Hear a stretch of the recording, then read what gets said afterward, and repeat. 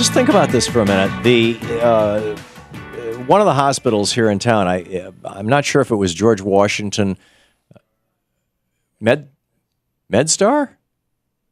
I don't know. It's one of MedStar Washington. Anyhow, it's one of our Washington D.C. hospitals. I've been at George Washington. I know that's one of our major metropolitan hospitals, but apparently there's another one. MedStar Washington Hospital. Okay,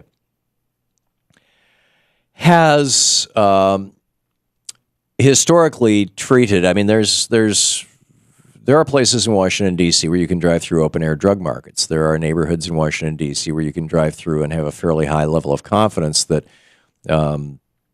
if you're the wrong person at the wrong time, your car is going to get shot at, or somebody's going to try and hijack it, or whatever. I mean, there's some really, really dicey parts of town here.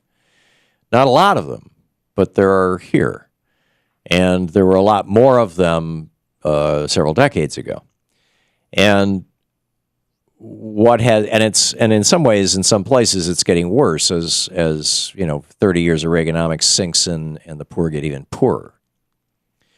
But the net of this is that we have a hospital in this town and a doctor who has become one of the world authorities on how to deal with gunshot wounds.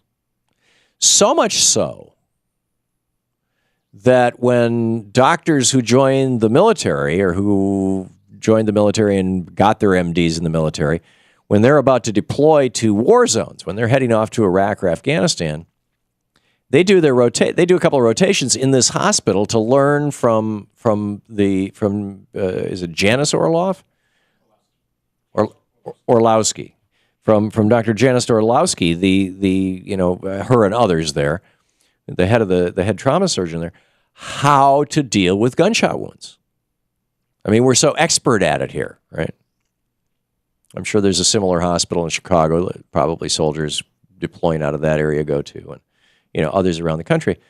But very interesting. The head of this hospital, or at least the head of we deal with gunshots in the ER department of this hospital, gave an interview yesterday with the press, and this is what she had to say about the state of America. There's something evil in our society that we as Americans have to work to try and eradicate. I have to say, I may see this every day. I may, be the chief medical officer of a very large trauma center, but there's something wrong here when we have these multiple shootings, these multiple injuries. There's something wrong. And the only thing that I can say is we have to work together to get rid of it. I'd like you to put my trauma center out of business. I really would. I would like to not be an expert on gunshots. She would much rather go back to being, a family doctor or delivering babies or whatever. I mean, and I think that that's probably true of every doctor who deals with gunshot trauma. But we have this national insanity, just a national insanity. And it's a really, really genuinely tragic thing. So here comes this largest study ever. Professor Michael Siegel at Boston University and two co-authors. This is published in the American Journal of Public Health. This was not published in the, Socialist Worker Party's weekly newspaper, right? The American Journal of Public Health.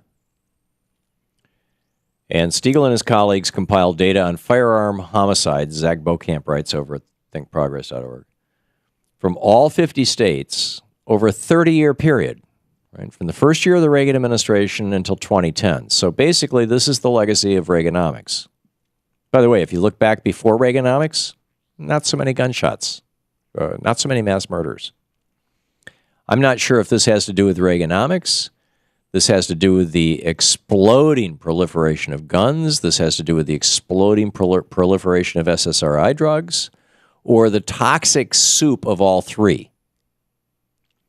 Or perhaps even a fourth variable. And I'd like you to consider this. That as trust in society erodes, paranoia and violence rise. Just consider that for a moment. I mean, one of the things that really amazed me when I was reading The Spirit Level, which is the second in a series of 2 books. The first was called Why Inequality Matters by Pickens and Wilkinson out of the UK. Kate Pickens and Richard Wilkinson, as I recall. Both, PhD scientists and all this kind of thing, and they looked at inequality in societies, and they compared nations to nations, and they compared states within the United States to states within the United States.